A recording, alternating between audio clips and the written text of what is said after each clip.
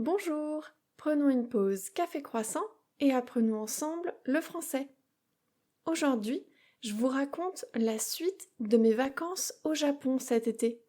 Avec une expérience incroyable, j'ai gravi le mont Fuji.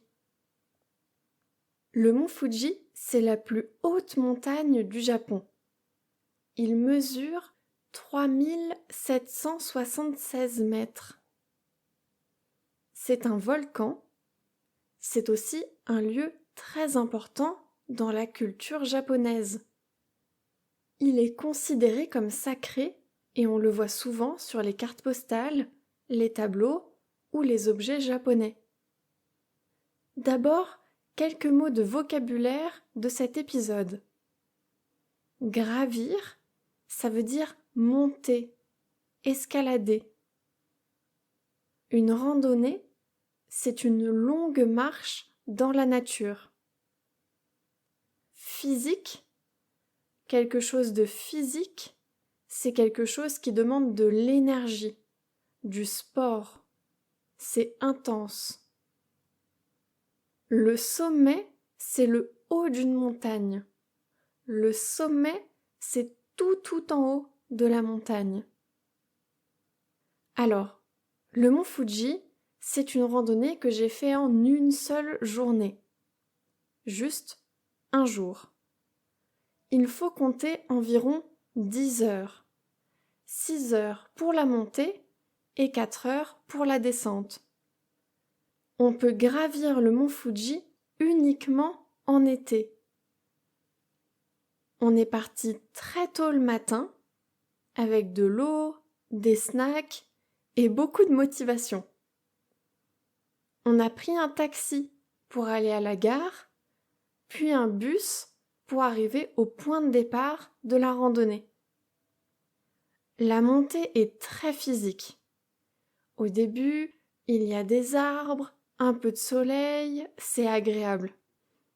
Plus on monte, plus l'air devient froid et le sol devient volcanique.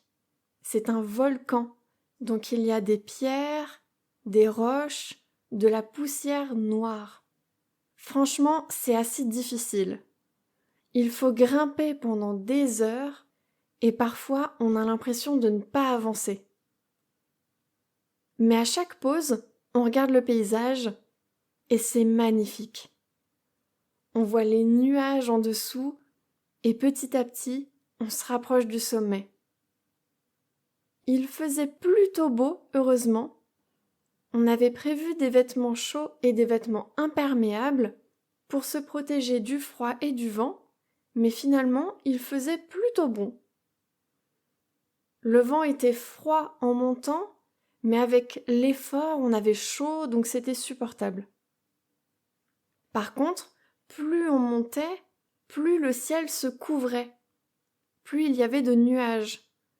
Donc, quand on est arrivé en haut, on était entièrement dans les nuages. On ne voyait rien du tout. Mais tout de même, quand on est enfin arrivé en haut, quelle émotion! On était fatigués mais très fiers. Honnêtement, j'ai versé quelques larmes de joie. C'est un symbole, le mont Fuji.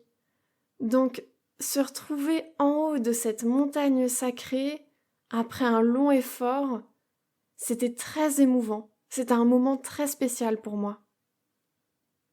En haut, au sommet du mont Fuji, on a acheté des porte-bonheur dans un temple. On a fait une petite pause, puis on est allé voir le cratère, le gros trou au sommet du volcan. Et après, on est redescendu. La descente aussi était une aventure. Personnellement, c'est la partie que je déteste dans une randonnée. J'aime bien monter, mais j'ai peur en descente.